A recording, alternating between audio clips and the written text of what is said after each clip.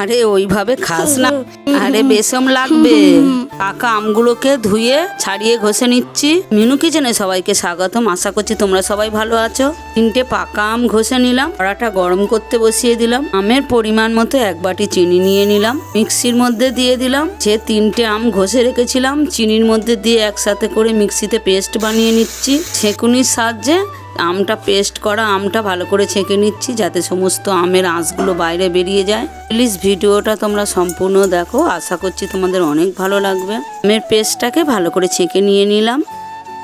নেওয়া পেস্টটাকে গরম কড়াইয়ের মধ্যে দিয়ে দিচ্ছি। গ্যাসটাকে লো ফ্লেমে রাখলাম, যাতে না পেস্টটা পুড়িয়েও না যায় আর ভালো মতো তৈরি হয়ে যায়। একটা পাতিলেবু কেটে অর্ধেক নিয়ে নিচ্ছি। তোমরা তোমাদের আমের পরিমাণ মতো পাতিলেবু নিয়ে নেবে। অর্ধেক পাতিলেবুর রস দিয়ে দিলাম।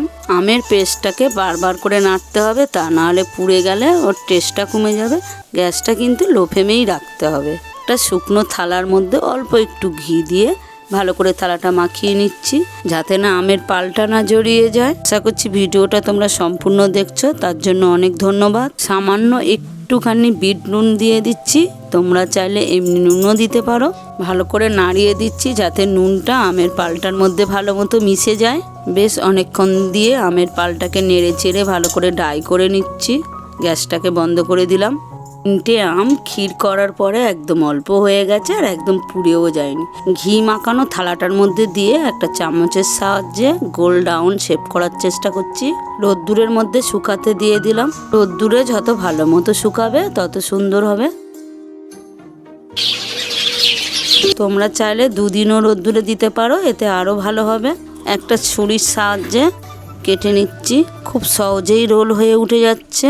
দেখতে পাচ্ছ কত সুন্দর হয়েছে, পুরো একদম দোকানের মতো আমসত্ত্ব হয়ে গেছে। তোমরা সবাই কমেন্টে বলো তোমাদের কেমন দেখতে লাগছে। এই দেখো তোমার জন্য কি নিয়ে এসেছি। এটা তো আর ফেভারিট আমসত্ত্ব। আচ্ছা নাও, একটা খেয়ে দেখো। এটা বানানো যতটা সহজ, খেতে ততটাই মজাদার। এটা দীর্ঘদিন ধরে রাখতে পারবে। ভালো চ্যানেলটাকে সাবস্ক্রাইব করে পাশে থেকো। অনেক ভালো লাগছে। ভালো হয়েছে।